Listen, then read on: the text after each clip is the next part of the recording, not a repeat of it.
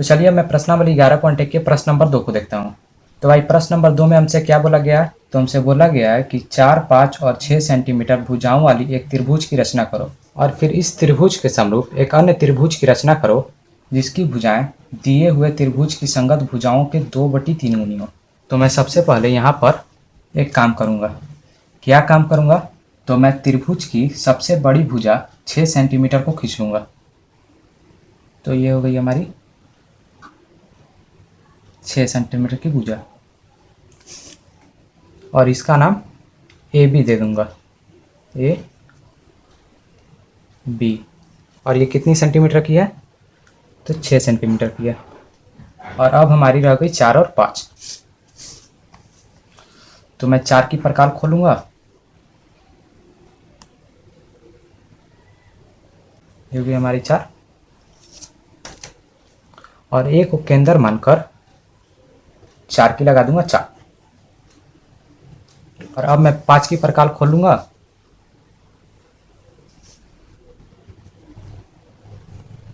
ये हो गई 5 और बी को केंद्र मानकर 5 की लगा दूंगा चाप। और फिर ये दोनों चाप जिस पॉइंट पर एक दूसरे को प्रतिच्छेद किए हैं उस पॉइंट को ए और बी पॉइंट से ज्वाइन कर देनी होगी। तो इस पॉइंट का मैं कुछ नाम दे रहा हूँ। तो जैसे मान लीजिए ये पॉइंट हो गई सी। तो मैं सबसे पहले ए को सी से ज्वाइन करूँगा। ये देखिए ये 4 सेंटीमीटर की है, तो मैंने इसे ज्वाइन कर दी। ये 4 सेंटीमीटर की है और सी को बी से ज्वाइन करूँगा और यहाँ पर देखिए ये 5 सेंटीमीटर की है। ये हो गई 0 आपकी और ये हो गई 5। तो इसे भी मैं ज्वाइन कर दूँगा। तो ये हो गई 5 सेंटीमीटर की। ठीक है सर, ठीक है। अब मुझे अगले स्टेप में ए को केंद्र मानकर एक न्यूनकोण खींच देनी होगी। तो आप सिंपल से यहाँ पर बिना मापे एक झुकी हुई लाइन खींचकर न्यूनकोण को बना सकते हैं। ठीक है जी, ठीक है सर। तो मैंने यहाँ पर एक न्यूनकोण खींच ली। तो अगले स्टेप में मुझे एक बात ध्यान देनी होगी कि मुझे 2/3 गुनी भुजा की रचना करने को कही गई है। तो चूंकि इन दोनों में से 3 बड़ा है तो मुझे न्यूनकोण की रेखा पर 3 बराबर चापों को लगानी होगी। तो आप अपनी मर्जी से प्रकार की नोक को खोल सकते हो। तो मैं इतने रखूँगा और 3 बराबर चापों को लगा दूंगा। 1, 2, 3। और इन चापों का मुझे कुछ नाम दे देना होगा। तो मैं पहले चाप का नाम A1 दे दूंगा, दूसरे का A2 और तीसरे का A3। तो इसमें हमारा बटे के नीचे 3 है। ठीक है। तो इस न्यूनकोण की रेखा पर देखिए यहाँ पर भी हमारा 3 है। तो इसे मुझे बी पॉइंट से मिलानी होगी। तो मैं इसको बी पॉइंट से ज्वाइन कर दूंगा। तो ये मैंने ज्वाइन कर दी। अगर बटे के नीचे 2 होता तो मैं A2 को B पॉइंट से ज्वाइन करता, लेकिन बटे के नीचे 3 था तो इसलिए मैंने A3 को B से ज्वाइन किया। ठीक है सर, ठीक है। और फिर मुझे बटे के ऊपर 2 दिया हुआ है, तो मैं A2 को AB के किसी अन्य पॉइंट से इस प्रकार मिलाऊंगा कि ये वाली जो हमारी रेखा तैयार होगी वो रेखा A3 B रेखा के समांतर हो जाए। तो इसके लिए मुझे A2 पर उतनी ही एंगल खोलनी होगी जितनी एंगल A3 पर खुली है। तो इसके लिए मुझे A3 पर प्रकार की नोक को रखनी होगी और अपनी मर्जी से प्रकार की नोक को खोलकर एक चाप लगा देनी होगी। तो मैंने एक चाप लगा दी और प्रकार को बिना हिलाए वैसे ही मुझे A2 पर प्रकार की नोक को रखकर एक चाप सी लगा देनी होगी। तो मैंने एक चाप लगा दी।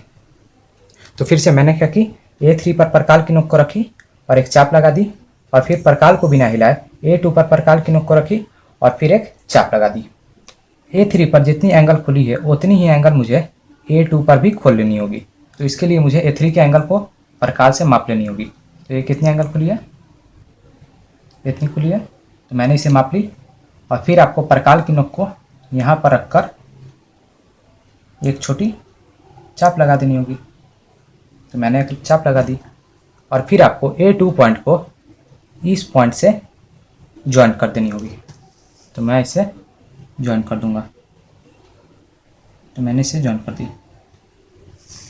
और यहाँ पर एक पॉइंट बनी थी, तो इस पॉइंट का नाम मैं बी डैश दे दूंगा। तो इससे बी डैश A2 रेखा समांतर हो गई BA3 रेखा के। और फिर मुझे वैसे ही परकाल की नोक को बी पॉइंट पर रख लेनी होगी और अपनी मर्जी से परकाल की नोक को खोलकर एक चाप लगा देनी होगी। तो मैंने एक चाप लगा दी और फिर परकाल की नोक को बिना हिलाए वैसे ही मुझे बी डैश पर इस परकाल की नोक को रखनी होगी और यहाँ पर एक चाप लगा देनी होगी। तो मैंने क्या की, बी पर परकाल की नोक को रखी और एक चाप लगा दी और बी डैश पर एक परकाल की नोक को रखी और एक चाप लगा दी। और जितना एंगल यहाँ पर खुला था उतना ही एंगल मुझे बी डैश पर खोल लेना है। तो ये हो गई हमारी माप। तो यहाँ पर मुझे परकाल की नोक को रखकर यहाँ पर एक निशान लगा देनी होगी। तो मैंने एक निशान लगा दी और फिर मुझे इस निशान को बी डैश से ज्वाइन कर देनी होगी। तो मैं इसे ज्वाइन कर दूंगा। तो मैंने इसे ज्वाइन कर दी और इस पॉइंट का नाम मैं सी डैश दे दूंगा। और फिर यहाँ पर भी BC रेखा बी डैश सी डैश रेखा के समांतर हो गया। तो इसी प्रकार से मैंने एक त्रिभुज की रचना कर ली जो कि मुझसे प्रश्न में पूछी गई थी। तो ये त्रिभुज AB डैश C डैश है। तो चूंकि ऊपर वाला अंक नीचे वाले अंक से छोटा है तो इसलिए यहाँ पर हमारा जो ये त्रिभुज बना ये छोटा बना। अगर ये ऊपर वाला संख्या नीचे वाला संख्या से बड़ा होता तो हमारा त्रिभुज बड़ा बनता। तो अब मैंने जो जो इसमें रचनाओं को किया है उसे मुझे रचना के चरण में लिख लेना होगा। तो आइए मैं इसे लिख ले रहा हूँ। यहाँ पर मैं लिख दूंगा रचना। सबसे पहला रचना मैंने क्या किया सर, तो मैंने सर एक AB रेखा 6 सेंटीमीटर खींची। तो यहाँ पर मैं लिख दूंगा एक AB रेखा 6 सेंटीमीटर खींची। और दूसरे में मैंने क्या किया सर, तो दूसरे में मैंने सर A को केंद्र मानकर एक रेखा AC 4 सेंटीमीटर खींची और B को केंद्र मानकर एक रेखा BC 5 सेंटीमीटर खींची। तो यहाँ पर मैं लिख दूंगा A को केंद्र मानकर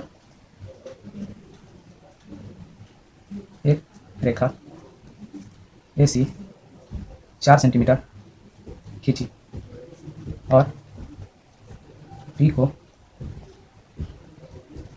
केंद्र मानकर एक रेखा BC 5 सेंटीमीटर खींची। और तीसरे में मैंने क्या किया सर, तो तीसरे में मैंने सर A को केंद्र मानकर एक न्यूनकोण की रचना की। तो मैं यहाँ पर लिख दूंगा A को केंद्र मानकर एक न्यूनकोण की रचना की। और चौथे में मैंने क्या किया सर, तो चौथे में मैंने सर न्यूनकोण की रेखा को 3 बराबर भागों में बांट दिया। तो मैं यहाँ पर लिखूंगा न्यूनकोण की रेखा को 3 बराबर भागों में बांट दिया। और पांचवें में मैंने क्या किया सर, तो पांचवें में मैंने A3 को B से मिलाया। तो मैं यहाँ पर लिख दूंगा A3 को B से मिलाया। और छठे में मैंने क्या किया सर, तो छठे में मैंने A2 को B डैश से इस प्रकार मिलाया ताकि A2 B डैश समांतर हो जाए A3 B के। तो यहाँ पर मैं लिख लूँगा A2 को B डैश से इस प्रकार मिलाया ताकि A2 B डैश समांतर हो जाए A3 B के। तो सातवें में मैंने क्या किया सर, B डैश को C डैश से इस प्रकार मिलाया ताकि कि B डैश C समांतर हो जाए BC के। तो इसे आप लोग 7वें नंबर देकर रचना में लिख लेना, ठीक है। तो इसी प्रकार मैंने प्रश्नावली 11.1 के दूसरे नंबर क्वेश्चन को हल कर लिया।